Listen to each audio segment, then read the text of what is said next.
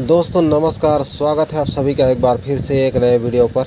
और आज मैं लेकर आया हूँ जियो एबी स्विच के बारे में। आज की वीडियो में हम देखेंगे।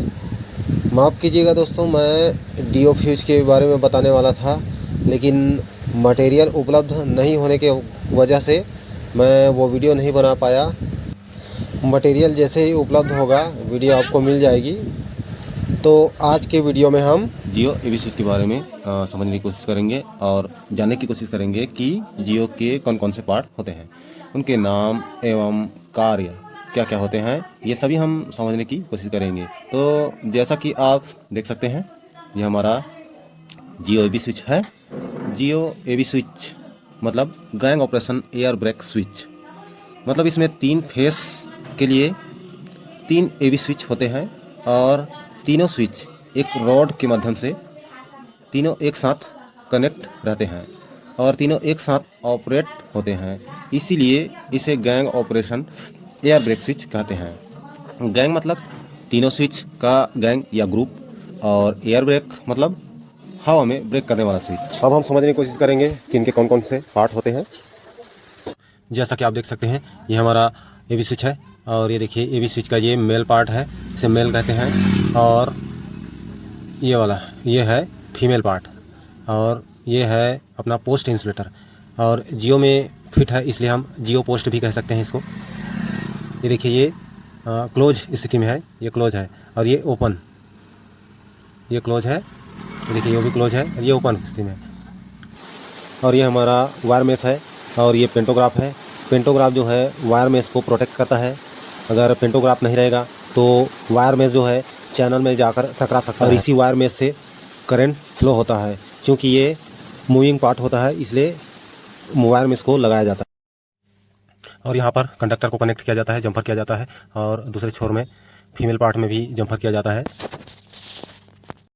और इसे जब भी ऑपरेट करें लोड को कट करके ऑपरेट करना चाहिए, क्योंकि अगर लोड कंडीशन में हम ऑपरेट करते हैं तो इसका मेल या फीमेल पार्ट ख़राब होने के चांस बढ़ जाते हैं। इसमें स्पार्किंग होने की संभावना बढ़ जाती है।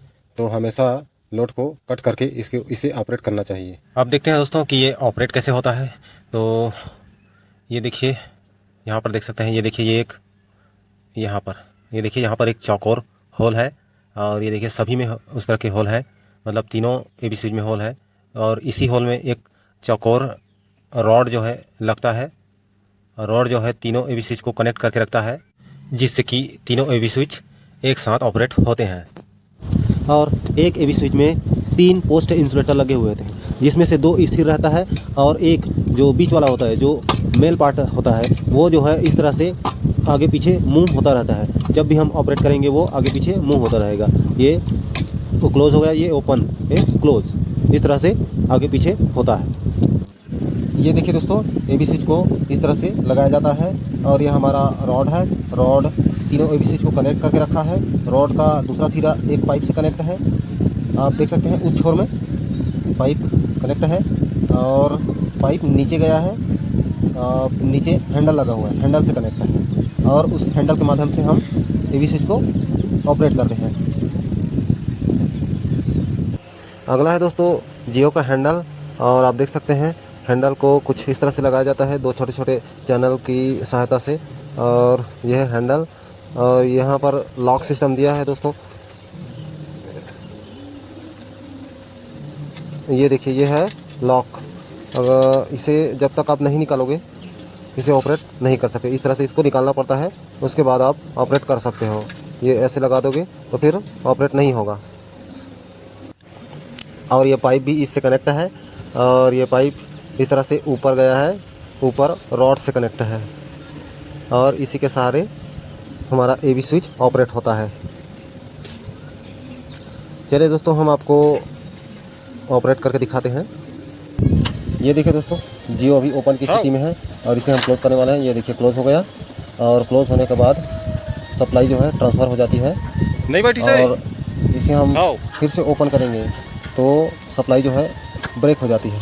ये देखिए ये फिर से ओपन हो गया, अब सप्लाई ब्रेक हो जाएगी। ये देखिए फिर से क्लोज़ हो गया, फिर से सप्लाई बढ़ जाएगी। तो इस तरह से इसे ऑपरेट किया जाता है। अब देखते हैं दोस्तों कि इसे कहाँ कहाँ पर लगाया जाता है और इससे हमें क्या क्या लाभ होता है। तो जैसा कि आप देख सकते हैं ये एक DTR स्ट्रक्चर है और इसमें जियो लगा हुआ है, जिससे हम सप्लाई को कट करके नीचे ट्रांसफार्मर में काम कर सकते हैं। इससे ये लाभ होता है कि इस ट्रांसफार्मर को छोड़कर पूरा एरिया चालू रहता है। अब देखिए दोस्तों, यहाँ पर भी AV स्विच लगाया गया है जो पावर सब स्टेशन होता है उसके जस्ट बाहर में लगा है और इससे पूरा एरिया में सप्लाई जाती है। उसके बाद ये देखिए दोस्तों, ये एक लाइन DP है और इसमें जियो लगाया गया है और लाइन DP में जियो लगाने से लाइन जो है 2 भागों में बढ़ जाता है।